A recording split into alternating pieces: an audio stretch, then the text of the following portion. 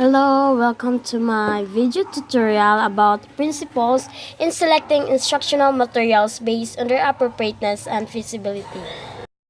What is instructional materials? Instructional materials are the devices that assist an instructor in the teaching-learning process. Importance of instructional materials. First is to improve the delivery of instruction. Creation of effective, meaningful lessons, and to encourage your student in their lesson and get their attention. And lastly, instructional materials serve as the channel between the teacher and the students in delivering the instruction. There are 5 principles in selecting instructional materials. First is the principle of appropriateness. Second, principle of authenticity. Third, principle of cost. Fourth, principle of interest. And lastly, principle of organization and balance. Okay, let's have first the principle of appropriateness. In this principle, instructional materials must promote the general and specific goals of the class.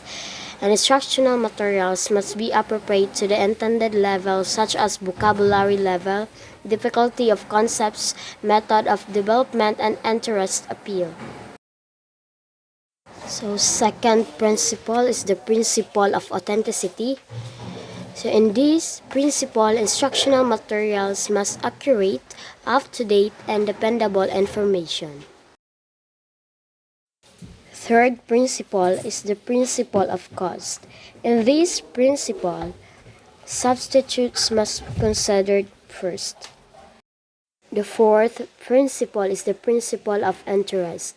In this principle, instructional materials must catch the interest of the learners, must stimulate curiosity or satisfy the learner's need to know, and must have the power to motivate, encourage creativity, and imaginative response among users.